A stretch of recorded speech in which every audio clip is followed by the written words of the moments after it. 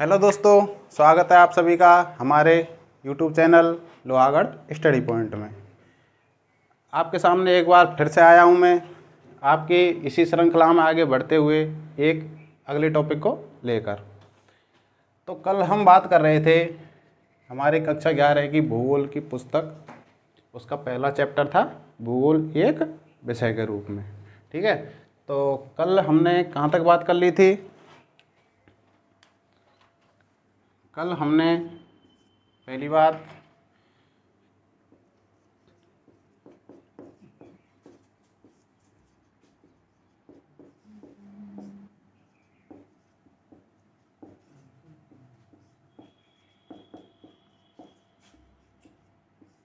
भूगोल क्यों पढ़नी चाहिए, हमने इस प्रश्न का उत्तर देखा था।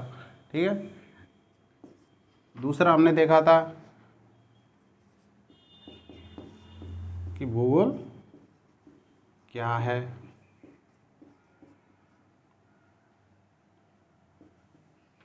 ठीक है दोस्तों, तो कल हमने इन उपरोक्त दो प्रश्नों के उत्तर जाने थे। अब हम इसी का शेष थोड़ा रह गया है, उसको मैं पूरा कराते फिर इसी श्रृंखला में मैं आगे बढ़ूंगा। ठीक है,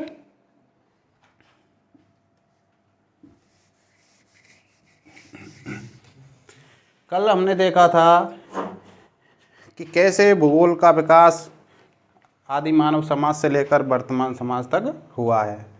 तो मैं आपको बता रहा था कि आदि मानव समाज पेड़ पत्ते लगाकर घूमता था, बहुत ही प्रिमिटिव सोसाइटी थी, असभ्य थे, उनका विवेक और बुद्धि का प्रयोग उन लोग नहीं करते थे, प्रकृति को ही अपना सब कुछ मानते थे। ठीक है ना, प्रकृति के ही सानिध्य में सभी क्रियाकलाप करते थे और प्रकृति में जो भी साधन मौजूद हैं उन्हें अपने जीवन यापन के रूप में प्रयोग करते थे।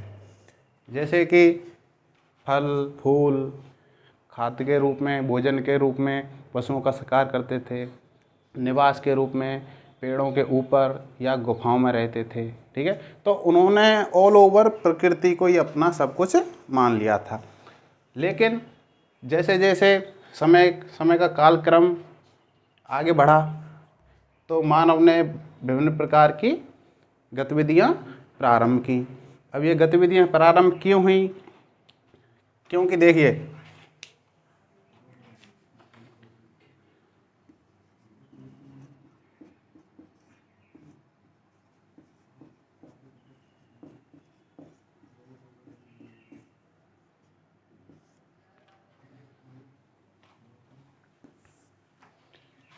प्रकृति में क्या हुए? परिवर्तन। अब प्रकृति में परिवर्तन क्यों हुए? क्योंकि परिवर्तन ही प्रकृति का नियम है।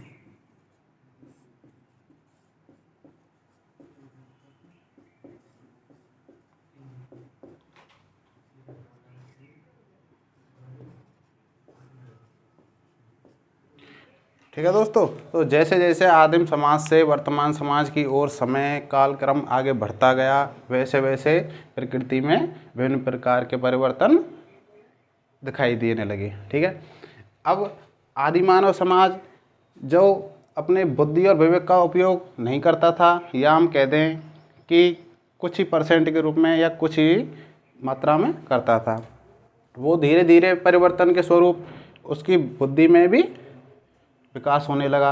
अब बुद्धि में विकास होने लगा तो वो अपनी बुद्धि का विवेक का प्रयोग करने लगा। अब बुद्धि और विवेक के जब प्रयोग करता था तो उसके दिमाग में नई नई खोज या चीज़ें आने लगीं। अब जैसे कि जंगल में रहते हुए वो जंगली जानवरों से रक्षा के रूप में किसका प्रयोग करने लगा? मशाल का प्रयोग करने लगा।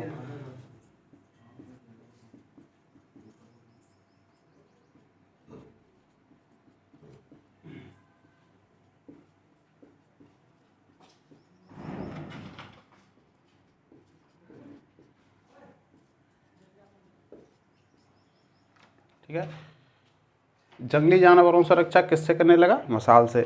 अब ये मशाल उनके दैनिक उपयोग में आने से पूर्व, ठीक है, ये मशाल आग से ही तो जलाई जाती थी। अब आग का आविष्कार भी, आग की खोज भी इससे पहले हुई।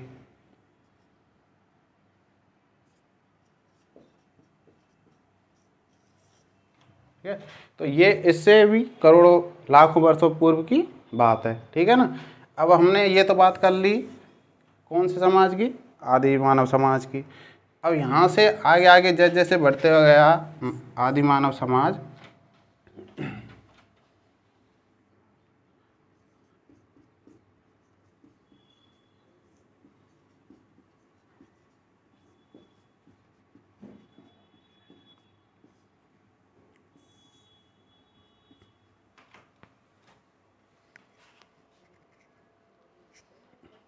ठीक है दोस्तों।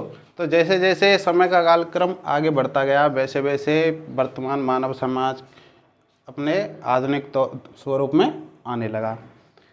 अब देखिए, अब आप जानते हैं कि पृथ्वी क्या है। पृथ्वी एक हमारा घर है, ठीक है। पृथ्वी क्या है, हमारा घर।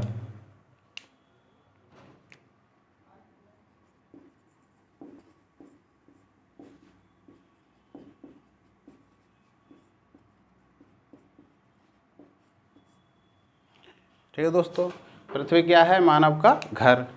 अब जब पृथ्वी मानव का घर है, और भूगोल किसे कहते हैं, भूगोल कहते हैं पृथ्वी के अध्ययन को, ठीक है। अब मैं इसको आपको बता ही देता हूँ भूगोल के शब्द के अर्थ को। देखिए,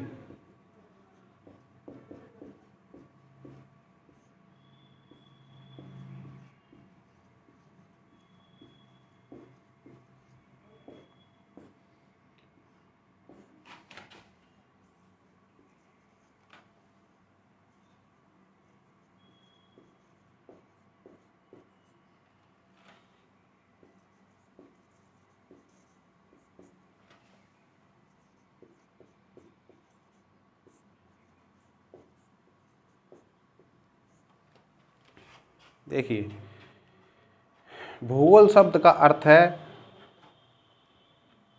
पृथ्वी का या धरातल का मानव के निवास के रूप में अध्ययन करना।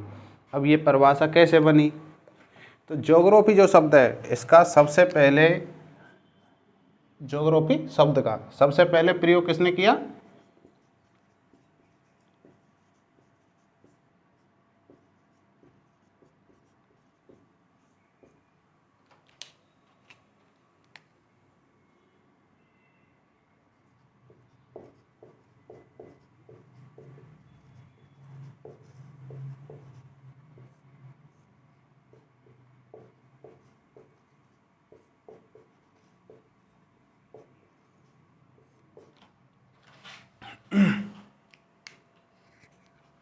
ठीक है दोस्तों। तो ज्योग्राफी शब्द का सबसे पहले प्रयोग किया था, ये ग्रीक विद्वान हुए हैं, उनका नाम क्या था, इरेटोस्थनीज, ठीक है। अब ज्योग्राफी शब्द को ये दो शब्दों से मिलकर बना है, ये ज्योग्राफी जो शब्द है ये दो ग्रीक शब्दों से मिलकर बना है, ठीक है। वो कौन कौन से हैं, एक है जियो, एक है ग्राफोस। एक है जियो, एक है ग्राफोस। इसमें जियो का अर्थ क्या होता है, जियो का अर्थ होता है पृथ्वी, और ग्राफोस का अर्थ क्या होता है, ग्राफोस का अर्थ होता है वर्णन करना, ठीक है। ये जो मैंने अर्थ बताए हैं ये ग्रीक भाषा में है, ठीक है ना, जियो और ग्राफोस। जियो का अर्थ पृथ्वी, ग्राफोस का अर्थ वर्णन करना। अब इसको मिलाकर कहें यदि हम,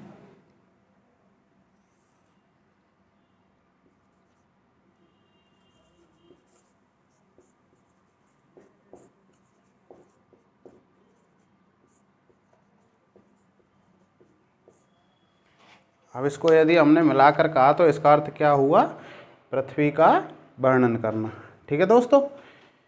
जियो ग्राफोस, पृथ्वी वर्णन करना, दोनों को मिलाकर कहेंगे तो पृथ्वी का वर्णन करना। अब भूगोल का अर्थ क्या हुआ दोस्तों, भूगोल का अर्थ हुआ पृथ्वी का वर्णन करना। अब आप जानते हैं कि शुरू से ही पृथ्वी को मानव के निवास स्थान के रूप में माना जाता रहा है, क्योंकि भाई पृथ्वी का औचित्य क्या है, अगर उस पर जीवन ही नहीं है तो फिर पृथ्वी का औचित्य क्या है। मतलब मेरा कहने का यह है कि कोई स्थान है, ठीक है, मान लिया कोई स्थान है, आइलैंड है या कोई माउंटेन है, कुछ भी मान लो, जब तक उस पर मानवीय क्रियाकलाप नहीं होंगे, ठीक है, जब तक उस पर मानवीय क्रियाकलाप नहीं होंगे तब तक उसमें कोई सांस्कृतिक परिवर्तन आ सकते हैं क्या? बताइए। उसमें सांस्कृतिक परिवर्तन नहीं आ सकते, क्योंकि परिवर्तन दो तरह के होते हैं, ठीक है। भूगोल की शाखा में, भूगोल में परिवर्तन दो तरह के होते हैं। एक होता है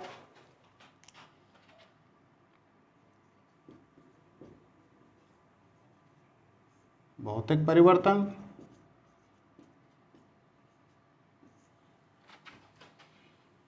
और एक होता है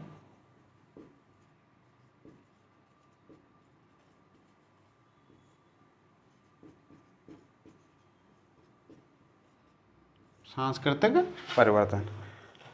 अब देखिए भौतिक और सांस्कृतिक परिवर्तन किस प्रकार से हैं। भौतिक परिवर्तन वो परिवर्तन है जो प्रकृति में समय के अनुसार होते हैं। भौतिक परिवर्तन कौन से हैं? जो प्रकृति में समय के अनुसार होते हैं। जैसे कि विभिन्न प्रकार के पर्वतों का निर्माण होना, किसी ज्वालामुखीय घटना का होना, किसी भूकंप का आना। ज्वालामुखी का उद्गार होता है तो उसे विभिन्न प्रकार के काल्डेरा, ज्वालामुखी शंकु और लावा पठारों का निर्माण होता है। भूकंप जब आता है तो भूकंप से सुनामी आती है। भूकंप से बहुत सारी जनहानि धनहानि होती है, ठीक है। और कई कई जगह भूकंप के द्वारा भ्रंश का निर्माण होता है, जिनसे खाइयों ट्रेंचों का निर्माण होता है।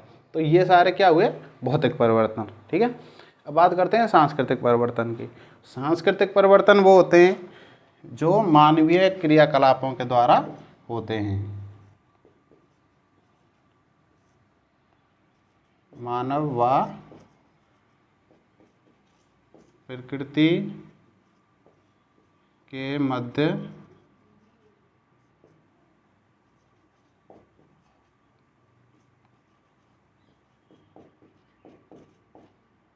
कार्यकलापों के द्वारा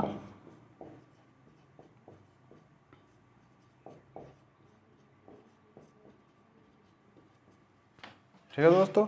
तो सांस्कृतिक परिवर्तन कौन से परिवर्तन हो गए? मानव या मानवीय क्रियाओं व प्राकृतिक तथ्यों ठीक है, या फिर प्राकृतिक उपागमों के मध्य कार्यकलापों के द्वारा होने वाले परिवर्तन हैं, वो सांस्कृतिक परिवर्तन होते हैं। अब जैसे मैं आपको बताऊं कि प्रकृति से हमें क्या प्राप्त हुआ। प्रकृति से हमें प्राप्त हुए जैसे कि धरातल प्राप्त हुआ, ठीक है। प्रकृति से हमें चूना पत्थर प्राप्त हुआ, ठीक है। अब हमें मान लो किसी सीमेंट कारखाने की स्थापना करनी है, ठीक है। अब सीमेंट कारखाने की स्थापना करने के लिए हमें क्या क्या आवश्यक होता है? उसके लिए हमें जल, चूना पत्थर, ठीक है, ऐसी चीज़ों की, ऐसे मतलब खनिजों की या वस्तुओं की आवश्यकता होती है। तो वो साधन हमें कौन उपलब्ध कराता है? वो हमें उपलब्ध कराती है प्रकृति, ठीक है। लेकिन मैंने कल आपको बताया था कि कोई भी वस्तु या पदार्थ तब तक संसाधन नहीं कहलाता है जब तक कि वो मानवीय उपयोग के योग्य ना बना हो, ठीक है। मतलब मानव ने उसको अपने उपयोग में ना लिया हो, तब तक वो संसाधन नहीं कहलाता है। ऐसे ही प्रकृति में बहुत सारे साधन मौजूद हैं, बहुत सारे खनिज मौजूद हैं, लेकिन जब तक उनका उपयोग मानव के द्वारा नहीं किया जाने लगा है तब तक वो संसाधन की श्रेणी में नहीं आए हैं। जैसे कल मैंने आपको कोयले का उदाहरण दे चुका हूँ, अब बार बार तो समय ही व्यर्थ होगा, इससे कोई मतलब नहीं है। तो मैं कह रहा था आपसे कि मानव, जैसे कि हमें किसी सीमेंट फैक्ट्री की स्थापना करनी है, उसके लिए हमें कच्चे माल के रूप में क्या क्या चाहिए? चूना पत्थर मैंने बताया, जल मैंने आपको बताया, ठीक है। तो एक विशेष जलवायु प्रदेश धरातल बताया। तो प्रकृति से हमें ये चीज़ मिल गई, ठीक है। लेकिन वो प्रकृति में है, जब तक उनका उपयोग नहीं किया गया तब तक वो संसाधन नहीं बने। लेकिन मानव ने अपने तकनीकी विवेक और बुद्धि के द्वारा उनका उपयोग करके क्या बनाया? सीमेंट फैक्ट्री की स्थापना की। अब जो सीमेंट फैक्ट्री बनी, यही किस में आ जाएगा? सांस्कृतिक परिवर्तन में।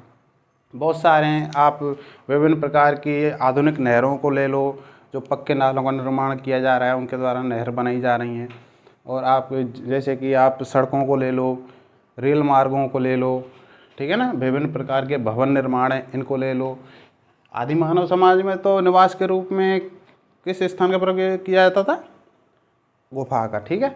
लेकिन वर्तमान में विभिन्न प्रकार के घर बनाए जाने लगे हैं, विला है, कई कई मंजिला बिल्डिंग हैं, ठीक है ना। तो ये सब किसका प्रभाव है? सांस्कृतिक परिवर्तन का, ठीक है। मैं तो समझता हूँ कि सांस्कृतिक और भौतिक परिवर्तन आपके समझ में आ गए होंगे। भौतिक परिवर्तन प्रकृति में जो प्राकृतिक रूप से परिवर्तन होते हैं, सांस्कृतिक परिवर्तन जो प्रकृति में विद्यमान तत्वों का उपयोग मानव के द्वारा किया जाता है, तब जाकर उनमें जो चेंज होता है वो क्या कहलाते हैं? सांस्कृतिक परिवर्तन।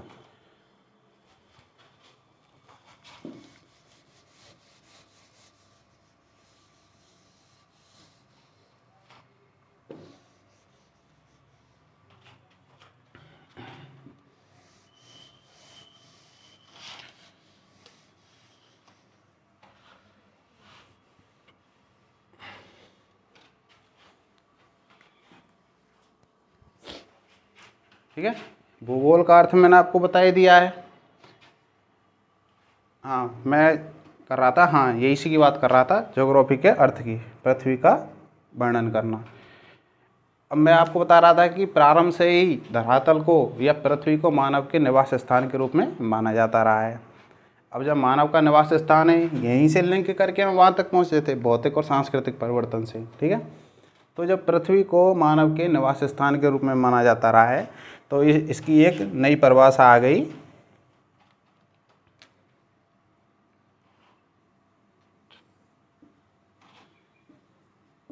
मानव के निवास स्थान के रूप में पृथ्वी का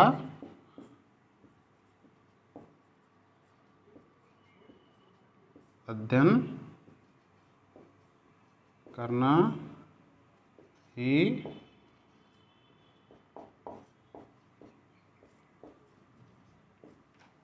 ठीक है दोस्तों।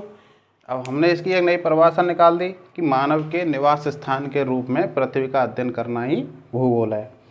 अब जब धरातल पर मानव रहेगा तो स्वाभाविक सी बात है कि उस पर वो कार्य क्रियाकलाप भी करेगा।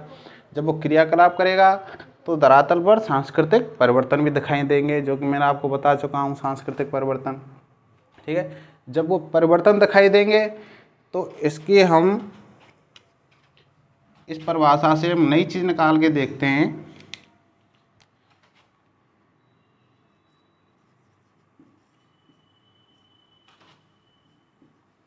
पृथ्वी यानी प्रकृति, ठीक है। और इधर हम लिख लेते हैं मानव, ठीक है। अब पृथ्वी तो प्रभावित करती है किसको? मानव को। और मानव किसको प्रभावित कर रहा है? पृथ्वी को या प्रकृति को, ठीक है। तो मैं एक कह सकता हूँ कि ये दोनों ही एक दूसरे से पूर्ण रूप से पृथक नहीं है, मतलब ये दोनों एक दूसरे से अलग नहीं हैं। अर्थात सरल शब्दों में हम कहते हैं कि प्राकृतिक प्रभाव जो है या प्राकृतिक जितनी भी घटना है उनका प्रभाव कहीं ना किसी रूप में मानव पर होता है, और मानवीय जितने भी क्रियाकलाप या परिघटनाएं हैं उनका प्रभाव पृथ्वी पर या प्रकृति पर होता है। अब कैसे होता है ये मैं आपको बताता हूँ, ठीक है। जैसे कि आप लीजिए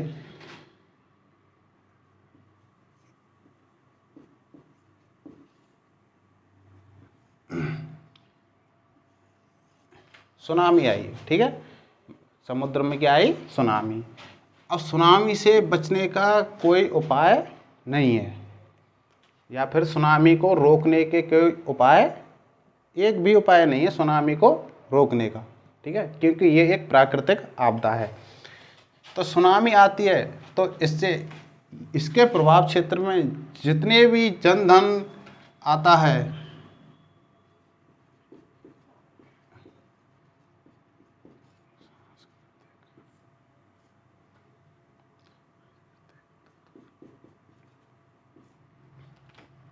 ठीक है, तो सुनामी के प्रभाव में जितने भी सांस्कृतिक तत्व आते हैं, सांस्कृतिक तत्व का मतलब हो गया, मतलब मानव ने जो भी अपने विवेक और बुद्धि से परिवर्तन किए हैं या जिन भी सांस्कृतिक तत्वों का निर्माण किया है, जैसे कि घर है,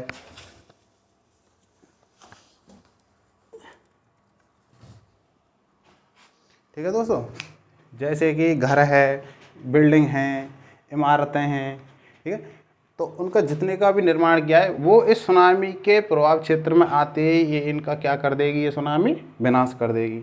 इसका मतलब मानव कितना भी प्रयास कर ले, अपने तकनीकी स्तर को कितना भी उच्च बना ले, ये इस प्राकृतिक आपदा के प्रभाव को नहीं रोक सकता।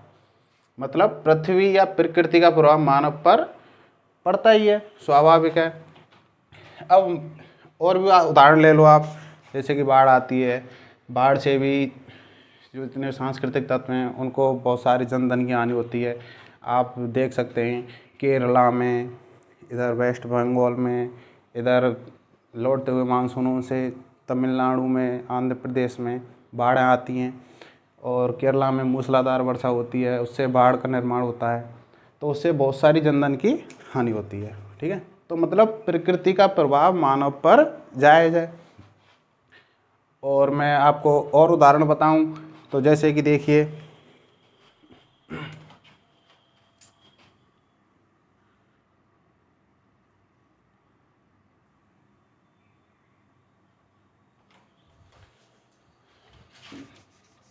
बना कुछ और रहा था, बन कुछ और रहा है।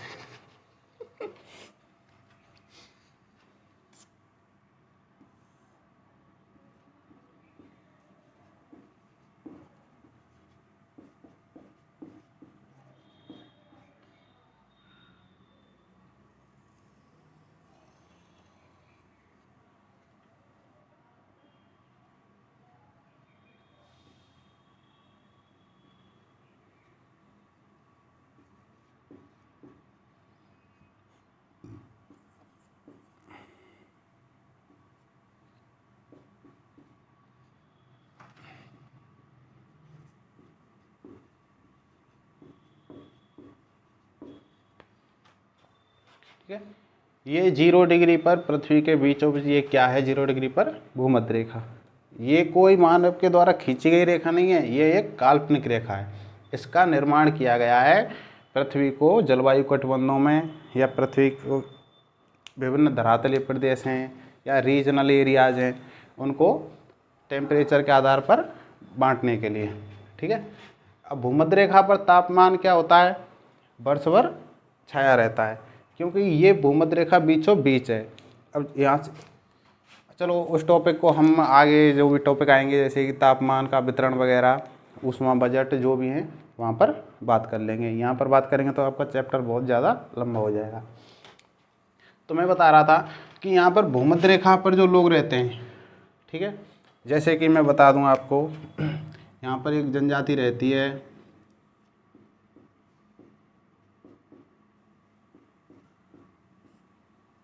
ठीक है, यहाँ पर कोई जनजाति रहती है भूमध्य रेखा पर, और एक रहती है यहाँ पर साइबेरिया में। एक जनजाति कहाँ रहती है,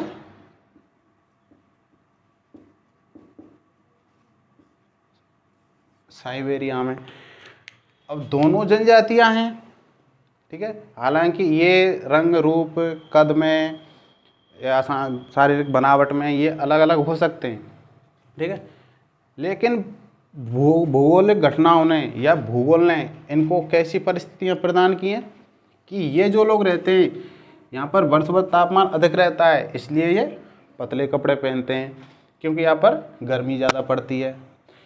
ये अपने भोजन के रूप में बहुत सारे बड़े बड़े चारागाह बने हुए हैं, या फिर जिन्हें कहते हैं कि उष्णकटिबंधीय घास के मैदान, उनमें ये यायावर जीवन व्यतीत करते हैं। यायावर का मतलब हो गया घुमक्कड़। जैसे कि आप स्थानीय प्रदेश के लोकल क्षेत्र के रहने वाले हैं तो आपने देखा होगा कि पश्चिमी राजस्थान से कभी कभी बहुत सारी भेड़ों को लेकर लोग आते हैं, ठीक है, उनको हम अपनी लोकल भाषा में कह देते हैं वो मारवाड़ी होते हैं, ठीक है। तो वो भी एक प्रकार का मतलब यायावर जीवन जीते हैं, हालांकि वो जनजाति नहीं है, लेकिन वो जो भटकते रहते हैं या फिर घूमते रहते हैं अपने पशुओं को लेकर, इसका मतलब हुआ कि वो यायावर हैं। ऐसे ही भूमध्य रेखा पर जो जनजातियाँ निवास करती हैं ठीक है, वो यायावर जीवन व्यतीत करती हैं। वो अपने जीवन यापन के लिए पशुओं का शिकार करती हैं। ठीक है, अब यहाँ से हम ऊपर बिल्कुल यहाँ पर ठंडे प्रदेश में जाएंगे 90 डिग्री पर, या 90 डिग्री से 75 डिग्री तक आएंगे हम।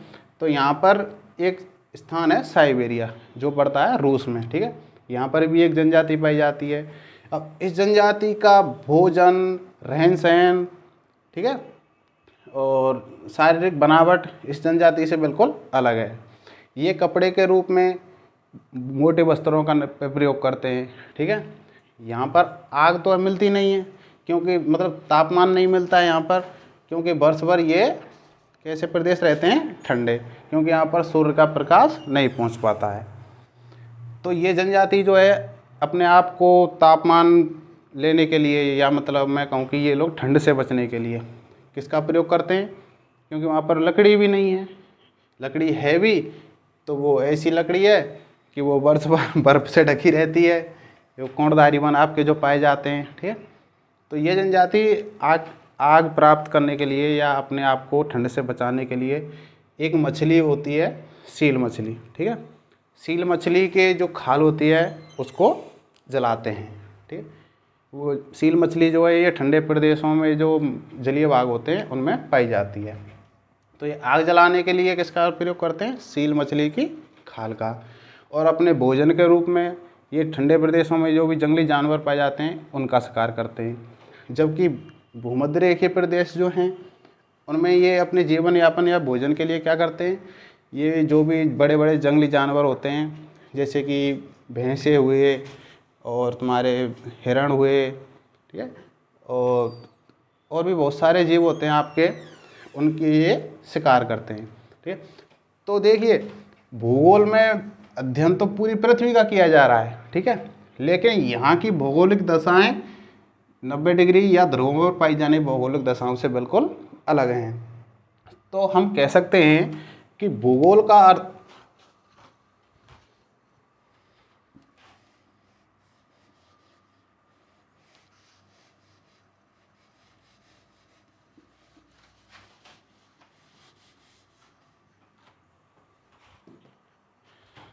तो हम संक्षेप में हम कह सकते हैं भूगोल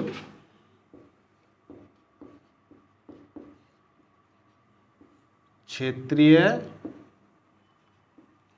अध्ययन की इकाई है। ठीक है दोस्तों, तो भूगोल क्या है, क्षेत्रीय अध्ययन की इकाई। क्षेत्रीय मतलब रीजनल। अब ये क्षेत्रीय क्या होता है, अभी मैंने आपको उदाहरण बताया कि पूरी पृथ्वी जिसमें भूगोल का अध्ययन किया जाता है, या फिर भूगोल जिसमें पूरी पृथ्वी का अध्ययन किया जाता है। लेकिन भूमध्य सागरीय दशाएं अलग होती हैं। भूमध्य सागरीय मतलब भूमध्य रेखीय जो भी एरिया है वहाँ पर भौगोलिक दशाएं अलग होती हैं, और ऊपर ही ऊपर ध्रुवों पर भौगोलिक दशाएं अलग होती हैं। तो इनमें जो विविधता है, इनमें जो अंतर है, ठीक है, इनमें जो अब यहाँ पर ये क्षेत्रीय विविधता हैं, तो इनको हम कह देंगे भौगोलिक विविधताएं। इन भौगोलिक विविधताओं का अध्ययन जब हम करते हैं तो उसे हम किसके संदर्भ में करते हैं, क्षेत्र के रूप में। अब जैसे कि मैंने आपको बताया कि भूमध्य रेखीय वो क्षेत्र था एक, ठीक है, वो क्षेत्र था, और ऊपर ध्रुवीय क्षेत्र हो गया। तो भूमध्य रेखीय दशाएं और ध्रुवीय दशाएं दोनों का अध्ययन अलग अलग रूप में करते हैं, तो उन्हें हम क्या कहेंगे, क्षेत्रीय अध्ययन। ठीक है ना। अब उनका अध्ययन किसके अंतर्गत किया जा रहा है, भूगोल के। तो हम कह सकते हैं कि भूगोल क्षेत्रीय अध्ययन की इकाई है। अब चाहो तो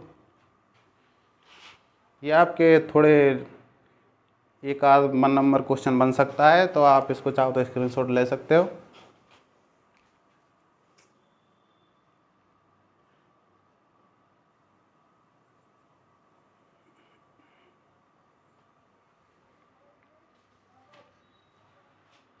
ठीक है, ले लिया।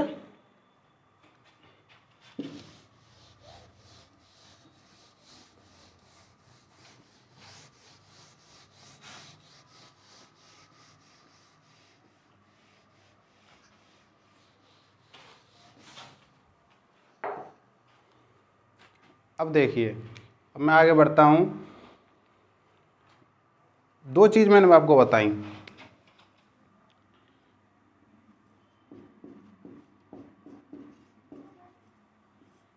एक बताया मैंने आपको भौतिक और एक बताया मैंने आपको सांस्कृतिक। ठीक है, भौतिक को हम क्या कह सकते हैं, हम प्रकृति या प्राकृतिक। सांस्कृतिक को हम क्या कह सकते हैं, मानवीय क्रियाकलाप। ठीक है दोस्तों, दो चीज़ें मैंने आपको बताई, एक तो बताई मैंने आपको भौतिक और एक बताई मैंने आपको सांस्कृतिक। अब ये दोनों जो भौतिक और सांस्कृतिक तुम्हारे फिनोमिनाज हैं, ठीक है ना। तो भौतिक को हम कह सकते हैं प्रकृति या प्राकृतिक, सांस्कृतिक को हम कह सकते हैं मानवीय क्रियाकलाप। ठीक है ना दोस्तों। अब प्रकृति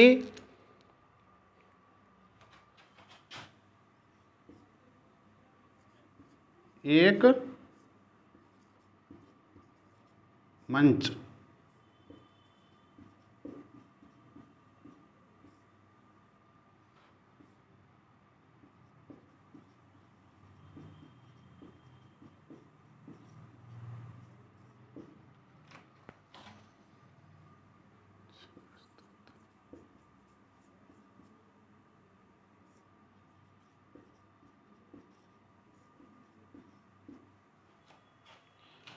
प्रकृति हमें एक क्या प्रस्तुत करती है, मंच।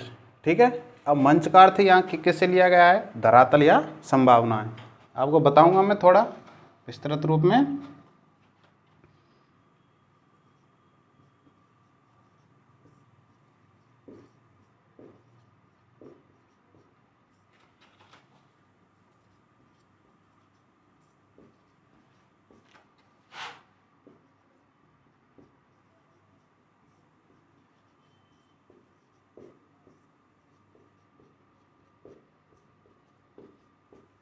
ठीक है, प्रकृति हमें क्या देती है, एक मंच। ठीक है, एक मंच जिसका अर्थ है धरातल या संभावनाएं प्रस्तुत करती है, और मानव के द्वारा मंच पर ड्रामा किया जाता है। जैसे कि मैं आपसे कहूँ, आपने देखा होगा, आप अब तक जो सेकेंडरी स्कूल तक आपने पास किया है, अब आप सीनियर में प्रवेश किए हैं। ठीक है, तो आपने देखा होगा कई स्कूलों में तो कल्चरल प्रोग्राम होते रहते हैं। ठीक है, जो कल्चरल एक्टिविटीज़ को बढ़ावा देना चाहते हैं, और कोई कुछ स्कूल होते हैं, इसमें कोई दो राय नहीं है, मैं सत्य कह रहा हूँ कि जो सिटीज़ में होते हैं, शहरों में जो स्कूल होते हैं, वो थोड़े कल्चरल प्रोग्राम ज़्यादा सब आयोजित करते हैं। लेकिन ग्रामीण जो एरिया होते हैं, ठीक है ना दोस्तों, ग्रामीण एरिया जो होते हैं उन पर केवल आपको, जैसे कि 26 जनवरी है, 15 अगस्त है, ठीक है, गांधी जयंती है, ऐसे अवसरों पर ही केवल आपको सांस्कृतिक कार्यक्रम देखने को मिलते हैं। मैं सत्य कह रहा हूँ आपसे, ठीक है ना। तो क्योंकि गाँवों का स्तर अभी इतना नहीं है कि उनकी शैक्षणिक के साथ साथ उनका सांस्कृतिक कलात्मक वो भी विकास किया जाना चाहिए। क्योंकि मेरा मानना है कि गांधी जी भी कह के गए हैं कि व्यक्ति का होलिस्टिक डेवलपमेंट, या मैं कहूँ कि सर्वांगीण विकास होना बहुत ज़रूरी होता है। अब सर्वांगीण विकास में आपके शैक्षणिक विकास है, सामाजिक विकास है, ठीक है, और सांस्कृतिक विकास है, और आपके मनोवैज्ञानिक विकास है, शारीरिक विकास है। ये सारे विकासों को एक इंटीग्रेटेड रूप में शामिल किया जाता है, तब जाकर वो विकास क्या कहलाता है, सर्वांगीण विकास, होलिस्टिक डेवलपमेंट। ठीक है ना दोस्तों। तो मैं आपको बता रहा था हाँ, मैं बात कर रहा था ग्रामीण क्षेत्र की। तो ग्रामीण क्षेत्र में ये कल्चरल प्रोग्राम है, इनको ज़्यादा महत्व नहीं दिया जाता है, लेकिन शहरी क्षेत्रों में इनको महत्व दिया जाता है। ठीक है, क्योंकि शहरी क्षेत्रों में जो लोग होते हैं वो ज़्यादा, मेरा मानना है कि वो ज़्यादा समझदार या पढ़ा लिखा समाज होता है। शहरों में कोई भी आप देख रहे होंगे, किसी भी सामाजिक जो रीति रिवाज हैं, कुरीतियाँ हैं, ठीक है, अंधविश्वास हैं, उनको ज़्यादा लोग नहीं मानते हैं। जबकि ग्रामीण क्षेत्रों में आप देख सकते हैं कि आज भी बहुत सारी प्राचीन धारणाएं, कुरीतियाँ, ठीक है, बाल विवाहें, आपके जातिवाद है, पर्दा प्रथा है, ये सारी बनी हुई हैं। अब मैं इनका विरोध नहीं कर रहा, लेकिन मैं ये अपनी एक व्यक्तिगत राय देना चाहता हूँ कि ये, अगर हम पढ़े लिखे समाज में रह रहे हैं, अगर हम पढ़े लिखे हैं, हमने शिक्षा प्राप्त की है, तो फिर उसका अर्थ सही क्या है, गलत क्या है, ये आप खुद सोच कर देखिएगा। ठीक है, जैसे कि वोट देने का अधिकार होता है, तो वो भी व्यक्तिगत अधिकार होता है उसको ज़रूरी नहीं कि किसी के सामने हम बताएं कि हम किसको देना चाहते हैं। ऐसे ही ये मेरी व्यक्तिगत राय है, ये मैं मानता हूँ या नहीं मानता हूँ, ये मेरी पर्सनल डिपेंड करता है। ठीक है, हाँ, तो मैं बता रहा था आपको कि प्रकृति, जैसे प्रकृति ने हमको क्या दिए, वन दिए। ठीक है, वन जो हैं वो प्राकृतिक रूप से हमें प्राप्त होते हैं। ठीक है, अब वो बात अलग है कि हम घर में बगीचे बना लेते हैं और आधुनिक पार्क जो हैं उनका निर्माण करने लगे हैं, तो मैं उनकी बात नहीं कर रहा हूँ, मैं नेचुरल जो फॉरेस्ट हैं उनकी बात कर रहा हूँ। जैसे कि अमेजोन के वन हैं, ठीक है, अमेजोन्स फॉरेस्ट हैं, ऐसे वनों की मैं बात कर रहा हूँ। ठीक है, तो प्रकृति जो है हमें एक मंच कहूँ कि ये धरातल या संभावनाएं प्रस्तुत करती है, और मानव को अपने विवेक और बुद्धि के द्वारा ये देखना है कि हमें उन संभावनाओं का या धरातल जो हमें प्रकृति ने प्रदान किया है उसका उपयोग कैसे करना है। अगर हम उसका उपयोग एक संपोषणीय विकास के रूप में करते हैं, ठीक है ना दोस्तों, मतलब सस्टेनेबल डेवलपमेंट, सतत विकास या संपोषणीय विकास, उसके रूप में हम करते हैं, तो ये हमारे आने वाली पीढ़ी के लिए लाभदायक रहता है। अब संपोषणीय विकास क्या है या सतत विकास क्या है? सतत विकास उस विकास को कहते हैं जिसमें प्रकृति में उपलब्ध संसाधनों का उपयोग भविष्य की परवाह ना करते हुए एक आदर्श रूप में किया जाता है। ठीक है, तो मैंने क्या परिभाषा बताई आपको, प्रकृति में प्राप्त संसाधनों का उपयोग भविष्य की पीढ़ी की परवाह ना करते हुए आदर्श रूप में किया जाता है। मतलब मैं कहूँ कि आपसे कि किसी स्थान पर मान लो हजारों टन क्या मिला, कोयला मिला। ठीक है, अगर हम उस कोयले का उपयोग सतत विकास के रूप में करेंगे, अर्थात जितनी आवश्यकता है उतना उपयोग करना। ठीक है, अपनी तकनीकी का उपयोग ज़्यादा नहीं करना है, अपनी बुद्धि ज़्यादा नहीं लगानी है।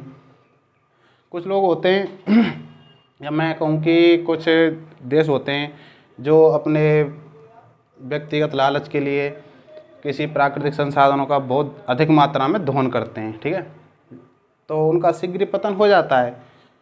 तो मैं कह रहा था आपसे कि जैसे कोयला भंडार प्राप्त हुए तो उनका विकास धीरे धीरे क्रमशः, ठीक है, भविष्य के पीढ़ी की परवाह करते हुए, भविष्य को देखते हुए अगर हम उस कोयले का उपयोग करते हैं तो इसे हम कहेंगे, क्या कहेंगे, सतत विकास। ठीक है, सस्टेनेबल डेवलपमेंट।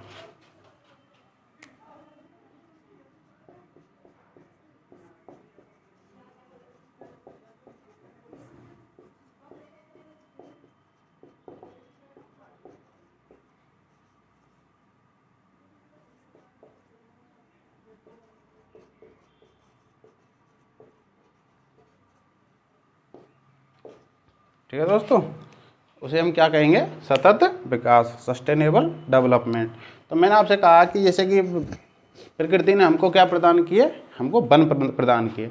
अब हमें देखना है कि हमें वनों का उपयोग कैसे करना है। अब वनों का उपयोग मैंने आपको कल भी बताया था कि जो कोणधारी वन है शीत प्रदेश में पाए जाते हैं, उनका उपयोग कागज़ बनाने में किया जाता है, और क्योंकि वो वज़न में हल्के होते हैं इसलिए उनका प्रयोग नाव बनाने में किया जाता है। ठीक है। और जो हमारे यहाँ पर कठोर उष्णकटिबंधीय सदाबहार जो वन पाए जाते हैं, ठीक है, उनकी लकड़ी कठोर होती है। कठोर होती है तो उनका प्रयोग रेल के स्लीपर बनाने में किया जाता है, ठीक है। तो ऐसे वनों का उपयोग अगर हम सतत विकास के रूप में करेंगे तो वो हमारे लिए एक आदर्श दशा है, ठीक है। अगर हम उनका प्रयोग अंधाधुंध करते हैं, अंधाधुंध कटाई करते हैं, कि जैसे कि हमने देखा होगा वन के वन साफ हो जाते हैं, ठीक है। अभी मैं आपसे कहूँ कि जो स्थानांतरित कृषि की जाती है जनजातीय क्षेत्रों में, तो वहाँ पर ये प्रक्रिया अब भी चालू है, जिसे हम कर्तन दहन प्रणाली कहते हैं। वनों को काट कर कृषि क्षेत्र प्राप्त की जाते हैं, फिर उनमें बुवाई की जाती है, तो इससे वन सारे के सारे साफ हो जाते हैं। ये ज़्यादातर प्रक्रिया है मैंने जो अभी बताई है स्थानांतरित कृषि, ये कई देशों में अलग अलग नामों से भी जानी जाती है। ये आपकी कक्षा जो 12वीं क्लास जो है उसमें आपके मानवीय क्रियाकलापों में दी हुई है, ठीक है दोस्तों।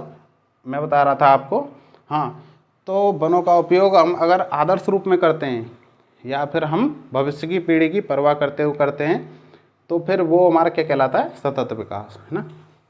अगर हम उनको आदर्श रूप में प्रयोग करते हैं, मानव के द्वारा प्रकृति से प्राप्त संसाधनों का, प्राकृतिक संसाधनों का उपयोग आदर्श रूप में किया जाता है, तो प्रकृति के नकारात्मक प्रभाव मानव पर नहीं पड़ते हैं। लेकिन अगर प्रकृति के संसाधनों का दुरुपयोग किया जाता है या फिर अंधाधुंध दोहन किया जाता है, तो प्रकृति के नकारात्मक प्रभाव मानवीय क्रियाकलापों पर देखने को मिलते हैं। जैसे कि वन सारे साफ कर दिए, हमें कार्बन डाइऑक्साइड मिलती है, ऑक्सीजन मिलेगी नहीं, क्यों ऑक्सीजन हमें मिलती है, किससे मिलती है, वनों से, प्राकृतिक वनों से।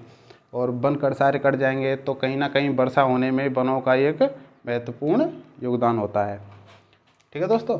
वन के द्वारा जो मिट्टी है उसको बांध कर रखा जाता है, वन, क्योंकि उनकी जड़ों के द्वारा अगर वो सारे वन काट दिए जाएंगे तो मिट्टी की मृदा अपरदन बहुत ज़्यादा होगा, जो कि वर्तमान में एक बहुत बड़ी समस्या बनी हुई है। राजस्थान में आप चंबल नदी का उदाहरण ले सकते हैं, ठीक है ना। वो अवनाल का अपरदन के लिए, ये जो गहरे गहरे खाइयों, गड्ढों के निर्माण के लिए जानी जाती है।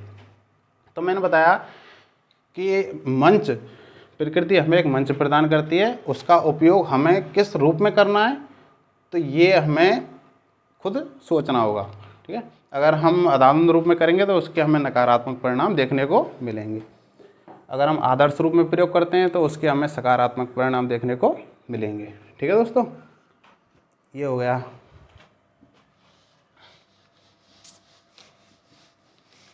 अब आपकी कक्षा 11वीं की भौतिक भूगोल के मूल सिद्धांत जो पुस्तक, तो दोस्तों जैसा कि मैं आपको बता रहा था कि आपकी कक्षा 11वीं की जो पुस्तक है उसका पहला चैप्टर है भूगोल एक विषय के रूप में, ठीक है। उसके अंदर एक आपको मानव कार्यों और एक प्रकृति हम कहते हैं, या फिर हम कहते हैं प्राकृतिक जो भी तत्व हैं उनके मध्य जो अंतरक्रियात्मक संबंध हैं, जो उनके बीच कार्य कारण संबंध हैं, ठीक है, तो उनको एक कवि ने किस प्रकार से परिभाषित किया है, तो मैं यहाँ पर आपको लिख देता हूँ।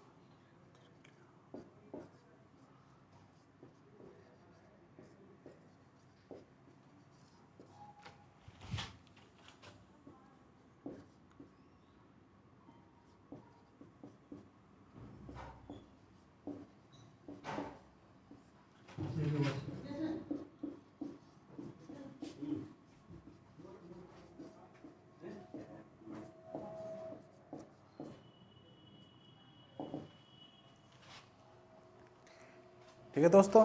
तो यहाँ पर कवि कहता है कि, थोड़ी इंक डाल लेता हूँ। कवि कहता है कि प्रकृति यानी प्रकृति धरातल पर उपलब्ध जो भी प्राकृतिक संसाधन है, प्रकृति में जितने भी संसाधन उपलब्ध हैं, प्राकृतिक संसाधन, ठीक है, उनके और मानवीय क्रियाकलापों के मध्य, उनके और मानवीय क्रियाकलापों के मध्य जितने भी अंतर संबंध हैं, ठीक है, अंतर संबंध या कार्य कारण संबंध या उनके बीच होने वाले अंतर क्रियाकलापों को कवि ने किस प्रकार वर्णित किया है, ये मैं यहाँ पर आपको बताने वाला हूँ। ये सेम का सेम सेंटेंस आपके पुस्तक में दिया हुआ है, आपको उसे पढ़ना ही होगा, याद करना ही होगा। और यहाँ पर रटने वाली कोई बात नहीं है, आप इसको समझ कर आप इसे दिमाग में इस प्रकार बिठा सकते हैं कि आपको शायद इसको दोबारा पढ़ने की ज़रूरत ना पड़े। ठीक है दोस्तों, तो यहाँ पर मैं उस सेंटेंस को लिख रहा हूँ।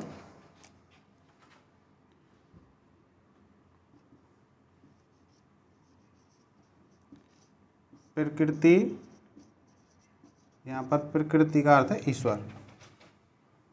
प्रकृति ने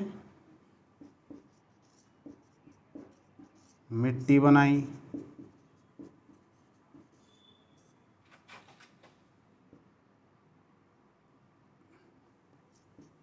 तो मैंने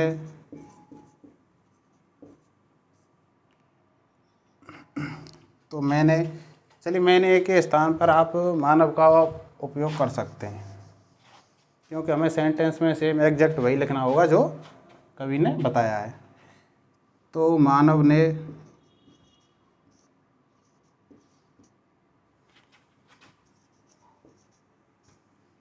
कप का निर्माण किया,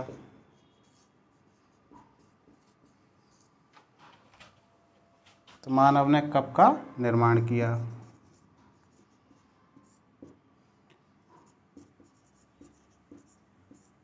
ईश्वर ने रात्रि बनाई, तो मानव ने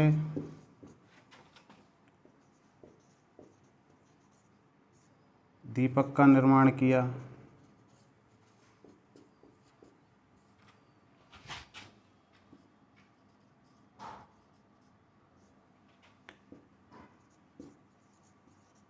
इसी क्रम में ईश्वर ने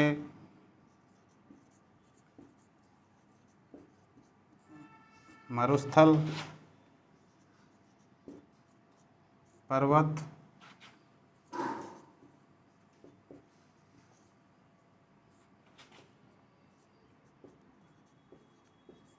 जंगली जानवर बनाए,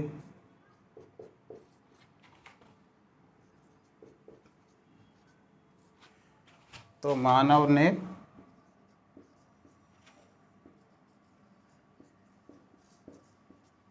फूलों की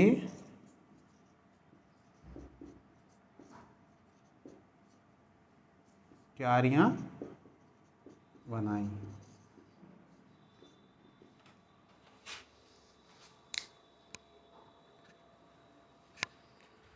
ठीक है दोस्तों, तो यहाँ पर कवि ने जो सेंटेंस बताया है, इसमें कहा गया है कि प्रकृति, यहाँ पर प्रकृति का अर्थ लिया गया है किससे? ईश्वर से। मतलब प्रकृति ने मिट्टी बनाई, तो मानव ने कप का निर्माण किया। अर्थात इसका अर्थ है कि प्रकृति में हमें जो मृदा है, मिट्टी है, सॉइल किसे कहते हैं, वो हमें स्वतंत्र रूप में धरातल पर मिलती है। ठीक है, लेकिन जब तक हम उसका उपयोग नहीं करेंगे, उस मिट्टी को उपयोग में नहीं लेंगे, तब तक वो हमारे लिए एक संसाधन का रूप नहीं दे सकती। तो मानव ने अपनी तकनीकी का, अपने बुद्धि का उपयोग करते हुए उसने उस मिट्टी से क्या बनाया?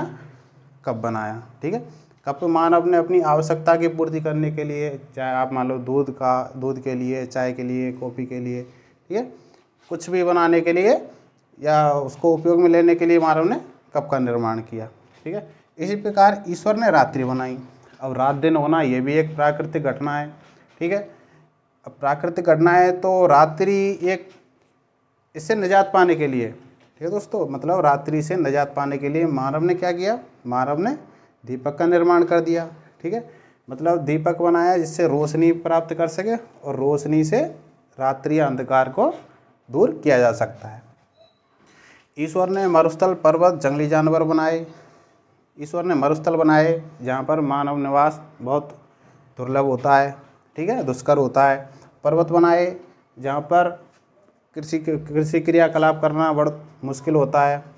जंगली जानवर बनाए जिन्हें एक पालतू पशु के रूप में हम उपयोग में नहीं ले सकते।